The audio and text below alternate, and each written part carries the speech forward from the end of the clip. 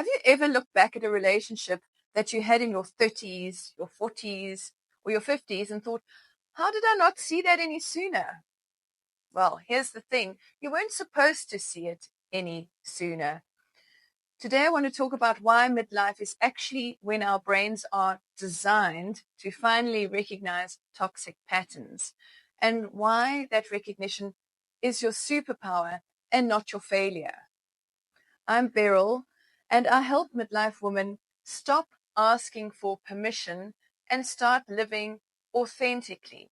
And if you're watching this, well, chances are that you've reached that age where you're starting to see certain relationships in your life through fresh eyes and a new perspective, maybe for the first time. And what I've discovered is that midlife gives us a superpower that we didn't have in our 20s and 30s, and it's called perspective. You know how they say that hindsight is 2020? Well, at 45, 50, 55, we finally lived long enough to recognize patterns in people. And we've had enough experiences to know what healthy relationships actually look like. So if you think about it, in your younger years, you might have excused certain behaviors. Maybe you thought, oh, well, that's just how they are, or they had a tough childhood, or they've had a tough day, or I'm being too sensitive, or it's probably me. But now, well, now you've had the life experience to know that constantly walking on eggshells around someone isn't normal, and making yourself smaller to keep someone else comfortable isn't love, it's survival. Stop dimming your light. So, why couldn't we see these toxic patterns earlier? Three big reasons. First, we were taught to be nice, especially as women growing up in the 70s or 80s. We were conditioned to prioritize other people's comfort over our own truth. And we learned early that questioning someone's behavior or setting boundaries made us difficult. So, and secondly, we were often in survival mode, whether we were building careers, raising children, or just trying to figure out who we were. We didn't have the mental space to analyze our relationships deeply. And thirdly, this is crucial, some of these toxic people have actually been in our lives since childhood, unfortunately. And when someone has been gaslighting you since you were 5 years old, their version of reality becomes your version of reality and your normal. It takes decades for us to even realize that there's another way to live, and you've got nothing to gauge it against.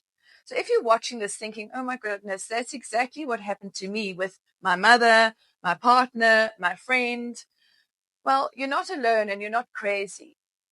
But here's the beautiful thing about recognizing this now is that you finally have the power to do something about it. At this stage of life, you're not as dependent as you once were. Your kids might be grown, your career is established, you've developed your own sense of identity outside of these relationships. So you've accumulated what I call pattern recognition wisdom. You can spot manipulation tactics a mile away because you've seen them before. You can recognize love bombing and gaslighting and emotional manipulation because you have a library of experiences to compare against, and now we have words to describe these things. And most importantly, you've reached the age where you care more about inner peace, your own inner peace, than keeping the peace. And you'd rather have authentic relationships than convenient ones. Let me share something personal that really illustrates this point. I spent my entire 20s and 30s constantly second guessing myself in relationships. I'd meet someone, and within weeks, I'd be walking on eggshells, wondering what I'd done wrong when they'd give me the silent treatment or make those little cutting comments that left me feeling confused and neurotic. And I remember one relationship in particular.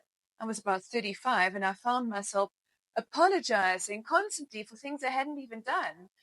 And when I tried to bring this up with him, how his comments made me feel, He'd tell me I was imagining it or overreacting. Sound familiar? But here's what's fascinating, and this is where the midlife clarity comes in. It wasn't until I was well into my 40s that I realized that this pattern didn't actually start with romantic relationships. It started much earlier in my childhood home. My mother has this way of, let's call it selective memory, where she would make a comment that would completely undermine my confidence. And then later, when I'd bring it up, she'd say, "Oh, well, I never said that," or "You're being too sensitive," or "What rubbish." For decades, I thought maybe I was too sensitive, or maybe I was remembering things wrongly, or I was imagining it. And it wasn't until my mid-40s that I started to see the pattern clearly. That constant feeling of walking on eggshells and being gaslit, that need to over-explain everything, that voice in my head questioning my own reality. It all connected back to growing up in an environment where my perceptions were constantly questioned. And once I saw it, and really saw it, everything changed. Not just how I approached relationships, but how I showed up in the world. I stopped apologizing for taking up space. I stopped seeking permission to have opinions. I stopped being a people pleaser.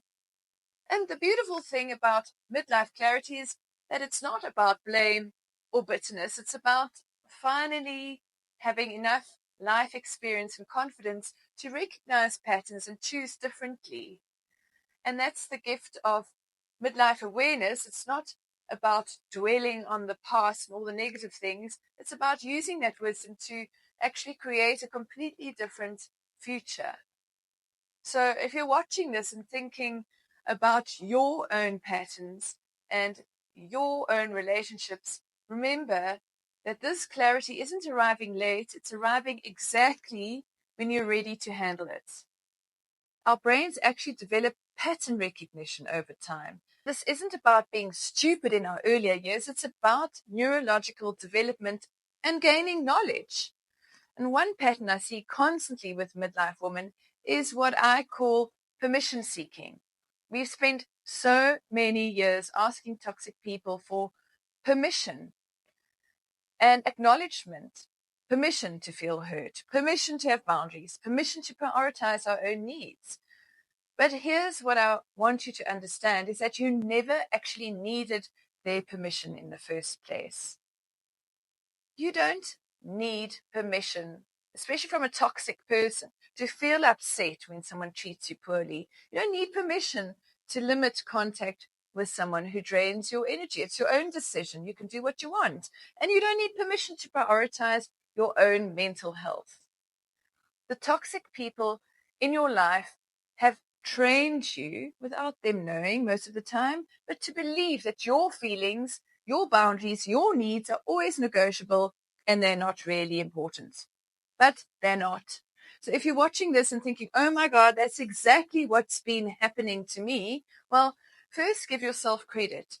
Recognizing these patterns takes tremendous courage and self-awareness and reflection.